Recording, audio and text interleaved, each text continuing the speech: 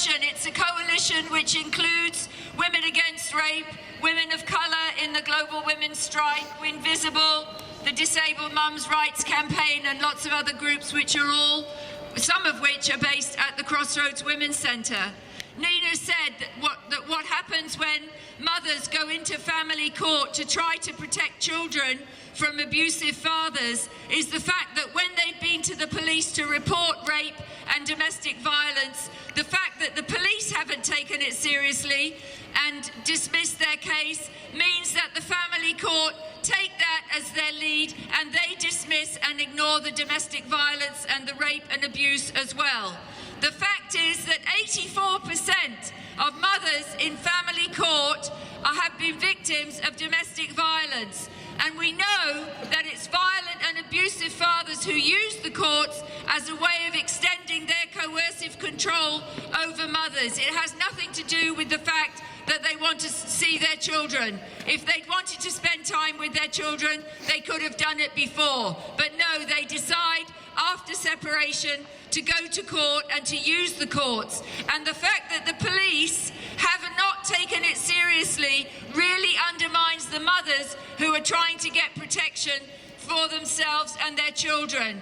And there have been horrific consequences of children being forced into contact with their violent fathers, including the fathers who have murdered the children, and in some cases also murdered the mothers. And that flows from the fact that the police did not do their job and protect the mothers in the first place.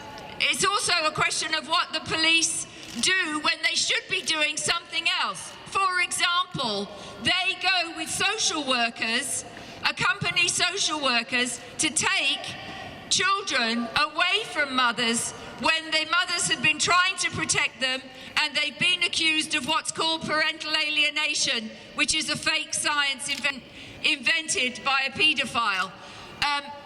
The police and the social workers go to children's homes and have dragged children screaming and kicking from their mothers to force them to go to live with the abusive fathers. I think that's a total abuse of police time.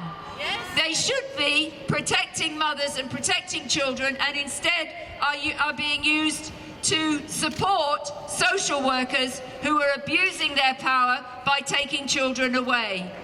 And another example is that a single mum who's living in a house with a number of other people, somebody called the police because some complaint was made, and the police went all around the house, went into her room where she was with her 2-year-old child, and started questioning her about the child, and started saying things like, oh, well, the fire doors here aren't very safe. Okay, the fire doors may not be safe, but then they said, if we're called out again, next time we'll take your child. That is outrageous. That is an abuse of police powers. There was absolutely nothing wrong with the child, and if the police really cared about fire doors, they would have made a report to the council to say that this landlord should be prosecuted because the fire doors weren't safe. They absolutely should not have been threatening a mum that they would come and take her child. And we know and in another case, the police were called by a family member who was really concerned about what was happening to a mum and her baby who was 3 weeks old at the time.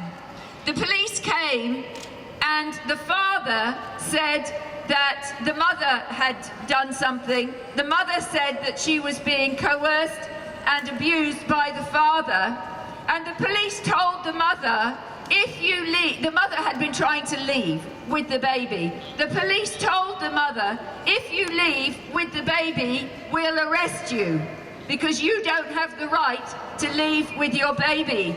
That was a complete lie. Of course she had the right to leave with her baby, but because she was so frightened of the abusive father, she did leave and very reluctantly left the baby under fear of being arrested if she took that child. And months later, she is still separated from that child because the father then says in court, oh, well, she left the child.